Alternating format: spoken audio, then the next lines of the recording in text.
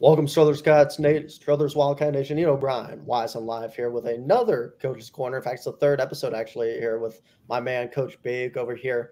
Once again, I want to thank our good old sponsors from Wise and Live. And you can catch Coach Bayuk in the game over here against Edgewood, 7 p.m. at Struthers Wildcat Stadium. And you can also stream it over here on Wise and Live under the NE8 section of Struthers. Coach, first of all, thank you for coming on. I appreciate you having me. So we got to talk real quick about this. Last week, it was a big game for you guys. 16th seed over here against the Poland Bulldogs. Poland, of course, a team that started out kind of like you guys, a little shaky over here, but they were already in a spot to lock in. You guys, meanwhile, were the 16th seed, needing to somehow get into this game. What was it like to finally win that game, especially by a big margin and move up to the 8th seed? We've been talking for a while actually about week 11, and once we found out that we had an opportunity to get a home game, it kind of upped the ante a little bit, and our motivation got a little stronger. We not only wanted week 11, we wanted a home game in week 11, and our kids practiced all week like they wanted it, and then Friday night they came out like they wanted it and took care of business. I'm really proud of the way we played and how well our coaching staff prepared for that game. Beginning of the season, it looked like it was going to be a struggling Wildcat season. 1-4 start off. A couple close games, though. I mean, South Range, really good team, had 5 turnovers. I mean, they turned over the ball 5 times. You guys got those turnovers. Still lost by 10. 2 overtime losses against Streetsboro that ended with that missed 2-point conversion. And then you, in fact, had that double overtime loss against Hubbard. And then all of a sudden, you guys went out 5 games. What was, after that 1-4 season, that 1-4 record happened, what was the call to try and say, hey, we got to turn the season around? In our coach's office, it was definitely frustrating because we knew we were getting better. It just wasn't showing on the scoreboard at the end of every Friday night. And like you mentioned before, a lot of them were close. So, it was tough because we're trying to convince kids who right now were 1-4 that we're getting better. And we were trying to be positive, which is difficult to do when you're 1-4. But our kids never complained. They never quit. There really wasn't a turning point. It was just everything was finally clicking. The kids bought in to what our coaching staff was preaching to them, and they never gave up. And that's the reason we were able to win 5 in a row and get a home playoff game. Our kids just never gave up. Our coaching staff never gave up. And we all committed to getting better. And even though we lost those tight games, we continued to get better every week. And I think that's starting to show. And like I said, I'm really proud of the way we have progressed this season. You guys progressed the season really well. Let me just say that for standpoint right there. You guys have really done good. But you got to give a lot of credit not only to your guys' coaching, because your guys' coaching has really been a big impact. The players, too. Howard, for example, Sanchez and Carter as running back. Those two have been really talented running back this season. You've seen them. Your defensive side's been really good. It's definitely really improved, especially we saw a lot against Niles, the game I broadcasted. You guys stepped up really well in the second half. And also, of course, Alec Rasib, who we just had the player profile on. Talk about just a lot of these players over here and what they bring to the table and just the experience that they've had and that leadership to put them in a position where it might have not started out well, but now they're over here with a chance to go far into the playoffs. Oh, man, it's so tough to talk about. When you say talk about these kids, I want to talk about every single one of them, but we'd be here all night.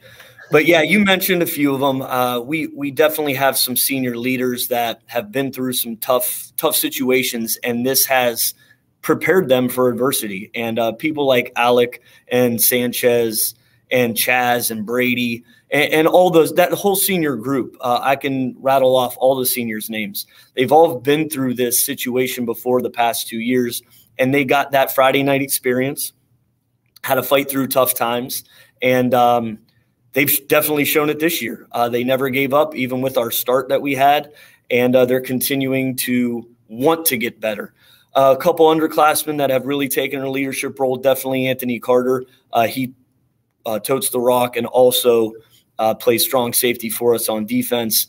Devin Bram and Robert Carcelli have taken a huge role in our defense as well. They both play linebacker. And then we have Nico Farina and Tyler Sanchez, also senior leaders in our secondary. So we have guys in every spot. We're very fortunate that we have some older guys in each position group. We have a very young line, and I know you talked about our running backs and how well they've been doing, and they have. But I really want to attribute a lot of their success to how much our offensive line has progressed.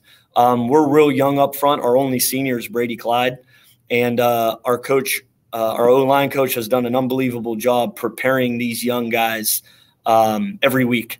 And we have great running backs, but I definitely believe that a lot of our success is because of how well our offensive line has been playing the last few weeks. You look at that offensive line too, as you just talked about. How do you think they progressed in a way? Was it because, again, younger last season, younger this season?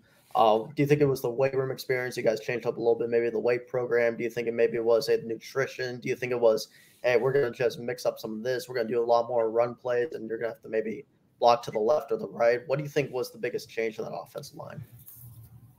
I definitely don't think this. I know the reason they've progressed is their commitment to football.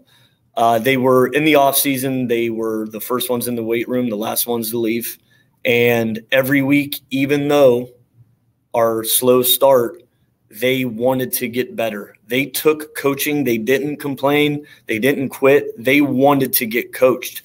And that's something nowadays a lot of kids think when you're hard on them that you're criticizing, you're making fun of them, or you're putting them down. Our kids did not take coaching that way.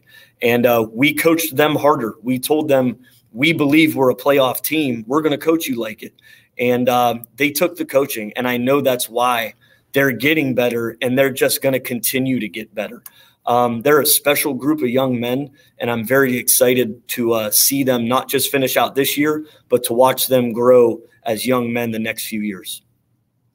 Now, for you also as your coaching standpoint and coaching experience with all your coaches that have been around Struthers for a while, how do you think you guys have improved since you've taken over the job compared to maybe the last couple of years and bringing Struthers back up to where they belong? My first year was definitely different. It was the first year that, the whole COVID stuff happened. And it's kind of hard to start your program when you can't even see your kids. We couldn't run the weight room we wanted to run it. We couldn't put in our offense or defensive playbook the way we wanted. It just really threw a wrench in the game. And I feel bad for not just our coaching staff, but the kids that were thrown into that situation. But it takes a few years to develop your culture and develop, what you want to see in your program. And we've progressed throughout the years. We've won more games throughout the years I've been here. And this year, I think it's finally starting to click and our kids are buying in. It's definitely a special group of young men that we wouldn't be able to turn the corner that I wanted to turn as a football program if we didn't have this group of kids. Like I told you, they've bought into what our coaching staff has been trying to preach to them. And they are committed and they're dedicated. And this turnaround, whether it's this season or after the last 3 years, probably wouldn't have happened if we didn't have the group of kids that are committed the way they are. So, I think it's part coaching staff, part kids that we've been able to turn the corner this year. Now, big game, Friday night, as we said, against Ashtabula Edgewood, the 9th seed. You guys moved up, so you guys are definitely going to be, of course, playing them, as we know. Big move up from you guys here beforehand. What's it like over here now, just playing them? And what have you seen from this team? Same record as you guys, maybe same, I want to say, schedule kind of playing-wise, record-wise. What have you seen from them, and what's it going to take to get them on Friday? They have pretty good skill. I think that they match up well with us in the skill position, and they do a really good job of getting the football to their best players. They don't try and be cute with anything. They know what their strengths are, and they capitalize on them. So our defense really has to come out and make sure that we can slow their offense down. I think they have a quarterback that can get their playmakers the ball, and they're very sound.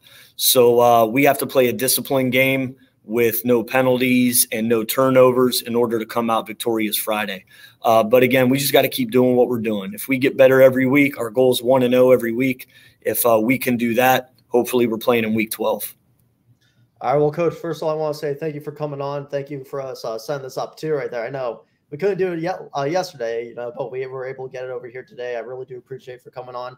Once again, I'll be having the call. In fact, 7 p.m. You can watch Coach Bayuk, Alec Sib, and the whole Struthers Wildcats football team play against Ashtabula Edgewood at Struthers, Ohio, where he calls the stream it once again on Wise and Live under the Northeastern 8 banner, and just press on Struthers and then press the play button. Might have an ad here and there. Just skip it, and you'll be watching us live. So, Coach, once again, I want to thank you for coming on, and good luck this Friday.